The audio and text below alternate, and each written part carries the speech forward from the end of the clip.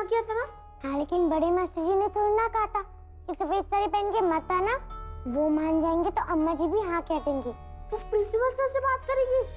Sorry बेटा, तुम इन कपड़ों में यहाँ नहीं आ सकते।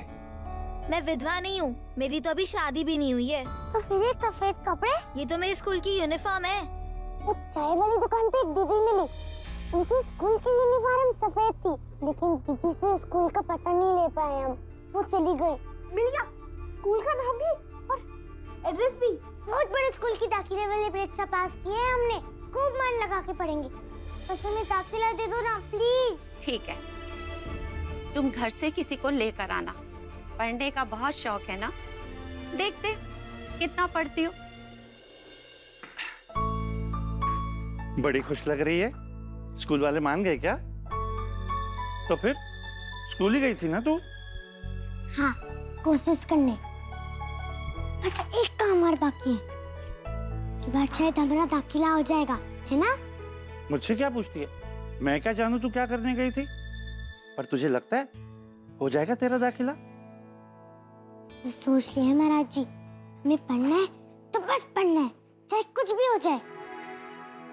और देखना महाराज जी, आज नहीं तो कल जो हम चाहते हैं वो हो के रहेगा।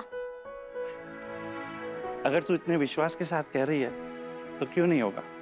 जरूर होगा। चल। नरेंद्र बाबू, ये सारे पेपर लगा दिए हुए ना, आप देख लीजिए। नरेंद्र बाबू, क्या सोच रहे हैं आप? यही सोच रहा था कि उस मासूम सी बच्ची के साथ कब तक नाइंसाफी होती रहेगी, और क्यों? गंगा तो अपनी एक मुस्कुराहट से हर किसी का दिल जीत लेती है, फिर उसकी अपनी किस्मत ऐसा खेल क्यों खेल रही है उसके साथ? उस दिन जब पहली बार मैंने उस बच्ची को देखा था,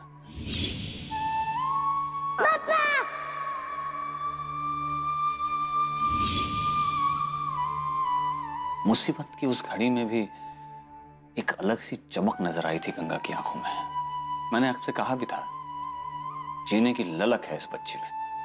ये उन लोगों में से नहीं है जो हालात के सामने घुटने टेक दे, हार मान जाए। और गंगा की यही खासियत की वजह से एक अनजाना सा रिश्ता जुड़ गया हम दोनों के बीच। आप ठीक करें निरंजन बाबू, बहुत समझदार है। उसी पल राघव जी, मन ही मन खुद से एक वादा कर लिया था मैंने कि अब गंगा के रास्ते में कोई भी रुकावट नहीं आने दूंगा। गंगा को अपनी धारा खुद बनाने की आजादी दूंगा। जितनी हो सके मदद करूंगा गंगा को अपने पैर पर खड़ा करने के लिए। लेकिन आज ऐसा महसूस हो रहा है कि कमजोर पड़ गया मैं। खुद से किए हुए वादे को निभाने की क्षमता खो बैठा हूं। हार गया मैं राघव जी। गंगा को अपने बाबू से जो उम्मीदें थी उन पर खरा नहीं उतर सका। पहले मैंने गंगा को पढ़ाने की जिद की थी, उसकी आंखों को यह सपना मैंने दिया था। और जब गंगा ने ठान ली अपने बाबू का दिया हुआ सपना पूरा करने की, जी जान से जुट गई वो। पंख तलाश कर ली उसने, उड़ना चाहती है, लेकिन मेरी आंखों के सामने अम्मा जी उसके रास्ते में खड़ी हो गई। उसके पंख काट कर वापस उसे जमीन पर लाना चाहती है, और मैं उन्हें रोक नहीं पा रहा हूं। बहुत लाचार महसूस कर रहा हूं खुद को। नरेंद्र बाबू, ऐसा क्यों सोचा आपने? आपसे जो बन पड़ा आपने किया, इतना तो कोई अपनों के लिए भी नहीं करता। नहीं राघव जी,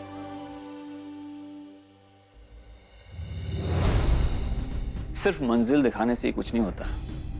मैंने तो शांत पड़े पानी में कंकड़ फेंक कर हलचल मचा दी है। अब वो शांत नहीं रहेगी। अब गंगा को रोकना इम्पॉसिबल है। गंगा ने कुछ करने की ठान ली है और अब वो अपना मकाम हासिल करके रहेगी। इतना कुछ हो गया, उसके बाद भी उसके चेहरे से मायूसी कोसों दूर है। उसकी आंखों में वो चमक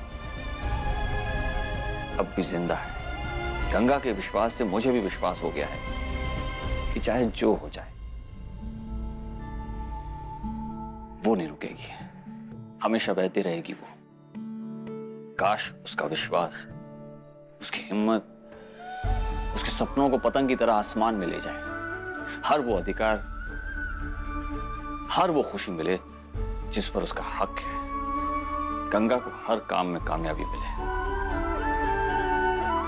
ऐसी धारा बने जिसे देखकर सब नाज करें, तारीफ करें, उस जैसा बनने का सपना देखें।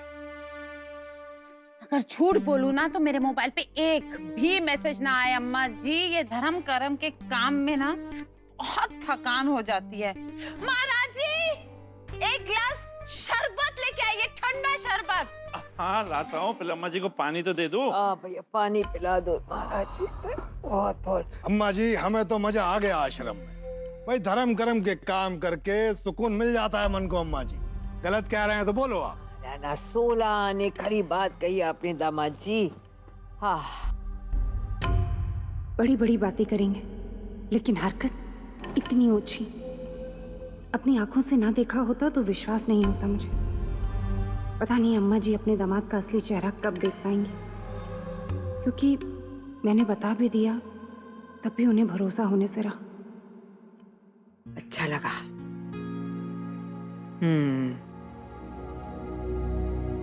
बस बस बस रतन की बहू कितना पुण्य कमाएगी मेरी सेवा करके।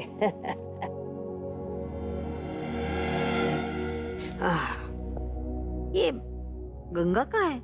आश्रम में भी नहीं दिखी।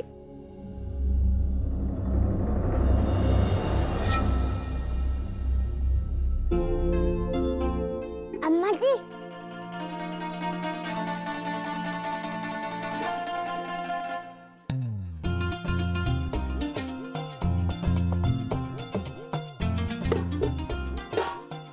ये लो अम्मा जी, तुम्हारे लिए गर्म पानी लाए हैं। पूजा में बैठे बैठे पैर तक गए होंगे ना, तुम सेक लो, हम तुम्हारा बिस्तर झाड़ के आए। ये लड़की तू बाल लहरा के कहाँ घूम रही है? जाके बाल बना। हाँ। क्या हो गया इस लड़की को भाई? सुबह तक तो स्कूल ना जाने के लिए मुंह लटकाए घूम रही थी और अचानक मेरी इतनी चिंता। सत्संग का असर हुआ होगा इस चिकने घड़े पर। मुझे गंगा से पूछना चाहिए कि उस दिन उसने मंदिर में क्या देखा था। पूरी बात का पता लगाना होगा, उसके बाद ही कुछ करने की सोच सकती हूँ।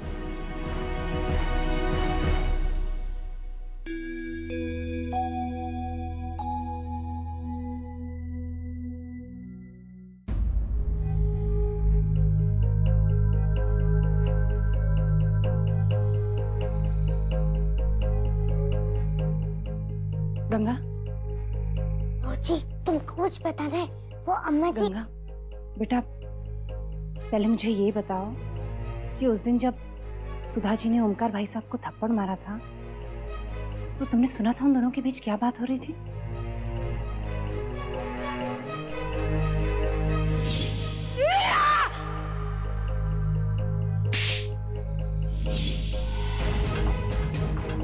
हम तो सीढ़ी के ऊपर थे और सुधा बुआ और अम्मा जी के दामाद जी नीचे पेड़ के पास। हमने कुछ सुना नहीं, बस इतना देखा कि सुधा बुआ ने अम्मा जी के दामाद जी को जोर से थप्पड़ मारा, धक्का दिया और चली गई। बहुत गुस्से में थी वो। भौजी, पर तुमने क्या पूछा? उन दोनों के बीच दोबारा झगड़ा हुआ है क्या?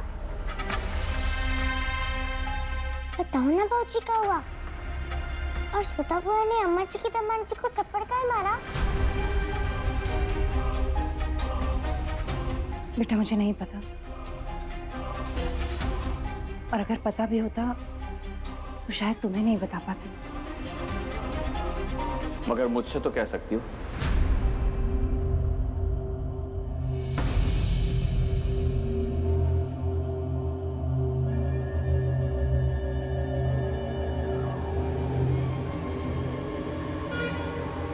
अच्छा हुआ बाबू तुम आ गए, बहुत बड़ी बात बतानी है तुमको।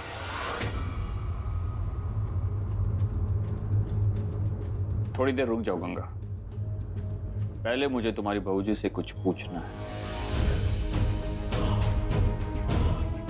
बाद में तुमसे बात करता हूं। ओके?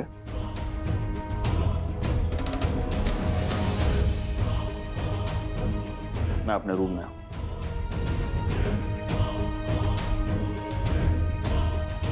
जी।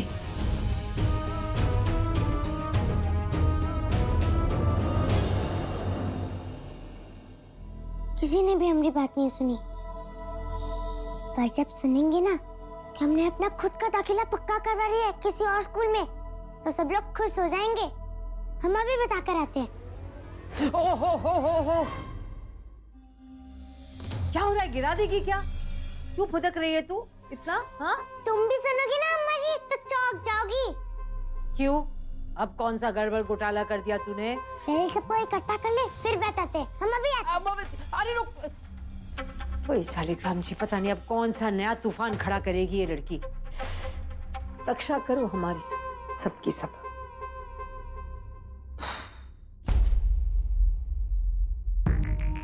क्या बात कर रहे हैं साले बाबू? पूछ रहा हूं आपसे, जो कुछ भी मैंने सुना, क्या वो सच है?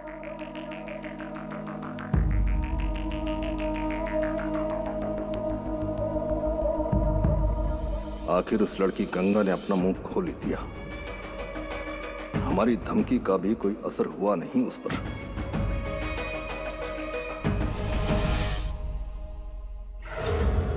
आश्रम में माधवी ने भी देखा आपको सुधा जी के साथ। जिस तरह की बातें हो रही थी आप दोनों के बीच, क्या मतलब है उसका?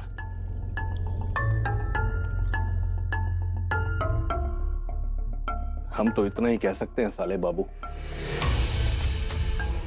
कई बार आंखों देखी और कानों सुनी बात भी गलत हो सकती है।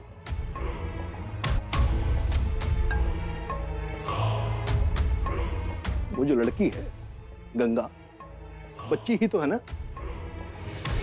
रही बात सलज जी की, तो हाँ, सुधा जी और हमारे बीच बहस हुई थी। पता नहीं कैसे कोई गलतफहमी हो गई उन्हें। हम मदद करना चाह रहे थे उनकी, और उन्होंने पता नहीं क्या समझ लिया और हाथ छोड़ दिया हम पर साले बाबू। और आप तो हमें जानते ही हैं कि इस तरह की बात मतलब कोई हम पर हाथ छोड़ दे और बर्दाश्त कर सकते हैं हम? नहीं ना। अगर फिर भी हम चुप रहे साले बाबू, पता है क्यों? क्योंकि सुधा जी एक महिला हैं और हमारे मन में उनके लिए थोड़ा बहुत सम्मान है। इसलिए थप्पड़ खाने के बाद भी हम चुप रहे और उस बात को हमने आगे बढ़ाना उचित नहीं समझा। तो साले बाबू, अंदर ही अंदर घुटन हो रही थी हमें। हम सुधा जी की गलतफहमी दूर करना चाहते थे, मिलना चाहते थे उनसे। और वहां पाठ के दौरान हमें उनसे मिलने का अवसर मिल गया। बस हाथ जोड़कर विनती की उनसे हमने कहा कि अगर आप चाहें तो 2-4 थप्पड़ हमें और मार लीजिए, अगर हमारी भावना को संदेह की नजर से मत देखिए। हम सुधा जी पर तो दोष नहीं देंगे, क्योंकि उनसे तो हमारी जान पहचान अभी अभी हुई। लेकिन अपनों का क्या साले बाबू, हमारे अपनों को ही हम पर भरोसा नहीं है, विश्वास ही नहीं है हम पर। क्योंकि अगर विश्वास होता ना साले बाबू, तो आप हमसे ये सवाल करते ही नहीं। आप सुधा जी के पास जाते, उनसे बात करते, उन्हें समझाते। हम आपकी स्वर्गीय बहन सुमन के पति हैं साले बाबू, और ईश्वर साक्षी है कि आज तक हमारे जीवन में कोई दूसरी औरत आई नहीं। अरे हमने तो किसी दूसरी औरत की तरफ नजर तक उठा के नहीं देखा। पता है क्यों? क्योंकि आपकी बहन की जगह हमारे जीवन में कोई और ले ही नहीं सकता।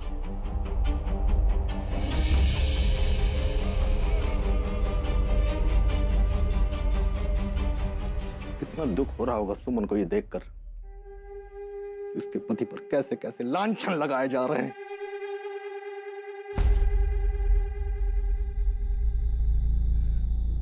हम कुछ ज्यादा तो नहीं कहेंगे साले बाबू, क्योंकि अगर हम कुछ ज्यादा कहेंगे तो आपको ऐसा लगेगा कि हम अपने बचाव में कुछ सफाई दे रहे हैं। तो सफाई वो देता है जिसने कोई अपराध किया, और हमने कोई अपराध नहीं किया। अगर आपको फिर भी हमारी बात पर भरोसा नहीं है तो आप सुधा जी से जाकर बात कर सकते हैं। ज्यादा से ज्यादा हम ये जरूर कर सकते हैं कि आपसे हाथ जोड़कर माफी जरूर मांग सकते हैं साले बाबू। माफ कर दीजिए हमें।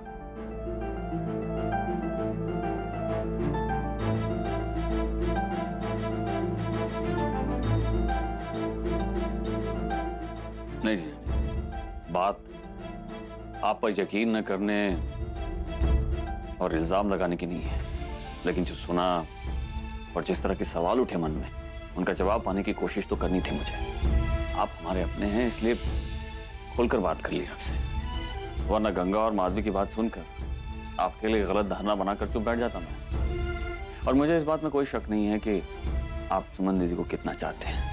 मैं जानता हूं आप उन्हें बहुत चाहते हैं और कितना कुछ किया है आपने उनके लिए। और ये भी जानता हूं कि ऐसा कुछ नहीं करेंगे कभी भी जिससे कि उनकी आत्मा को तकलीफ हो। लेकिन एक और बात समझ लीजिए आप कि पेशे से वकील हूं।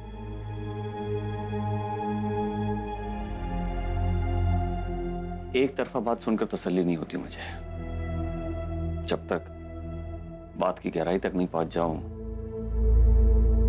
परिस्थिति को समझ न लूं, नजरअंदाज नहीं कर सकता मैं। दोनों पक्ष की बातों को सुनना जरूरी है, इसलिए आसानी से सच को सच नहीं मानता और झूठ को झूठ भी नहीं। सवाल करके आपको दुख पहुंचाया, इसलिए माफ कर दीजिए मुझे। लेकिन कोशिश कीजिएगा कि आइंदा से कभी भी किसी को भी इस तरह की कोई गलतफहमी ना हो। माधवी,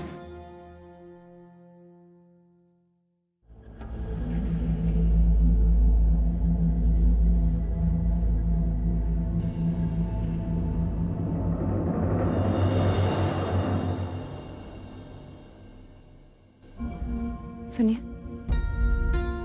मुझे गलत मत समझिएगा, लेकिन ओमकार भाई साहब की बात पर विश्वास करना मुश्किल है मेरे लिए। मैंने बताया था ना आपको कि आश्रम की औरतें क्या बातें कर रही थी, और फिर सुधा जी को जो कुछ भी कहते हुए सुना मैंने ओमकार भाई साहब से, उसके बाद मुझे नहीं लगता कि मुझे कोई गलतफहमी हुई। हाँ, ये सच जरूर है कि पूरी सच्चाई मैं भी नहीं जानती, लेकिन जो भी है कोई बहुत बड़ी बात है।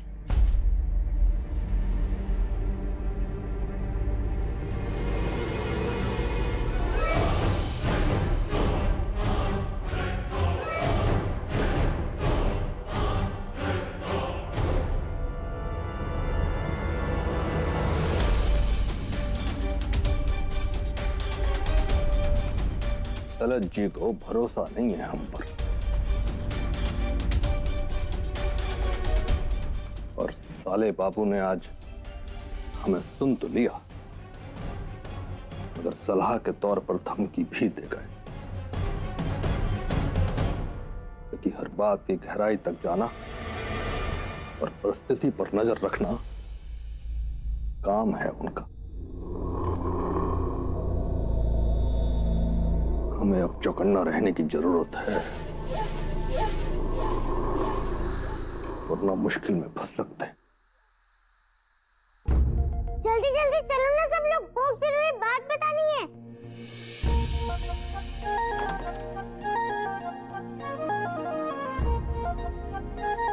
नहीं क्या बोल के बोर करेगी। प्रभा, मम्मी, दादी, पुलकी भैया, दीदी, इन सबको क्यों बुलाया? बात क्या है? हाँ हाँ, रुको ना, पहले बहूजी और बाबू को भी आने दो। ओफो, क्या है? अम्मा जी हमें ऐसे बुला रही है जैसे हम मरे जा रहे इसकी बकवास सुनने के लिए। ए लड़की, हम लोग को यहाँ बेकार नहीं बैठे कि जो तू इकट्ठा कर रही है। बता, किस लिए महफिल सजाया है? आ गए बाबू और बहूजी।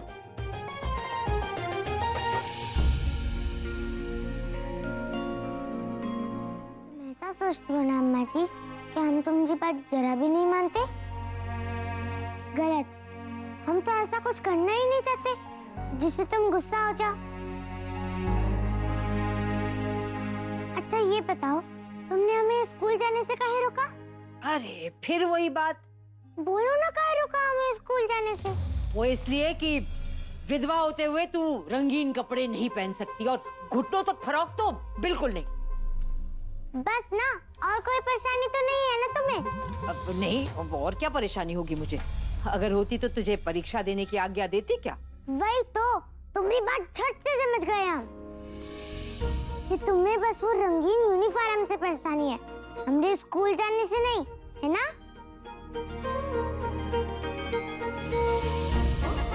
अब विधवा लोगों के नियम तो तुम ही जानती हो, हमें क्या पता। तुमने समझाया तो हम समझ गए कि कपड़े सफेद होने चाहिए और पूरे पूरे होने चाहिए, ऐसे घुटने तक नहीं, है ना? हाँ हाँ लड़की, लेकिन अम्मा जी तुम्हारी चिंता दूर कर दी हमने। ढूंढ लिया ऐसा स्कूल जहाँ पर लड़कियाँ सफेद कपड़े पहन के जाती है।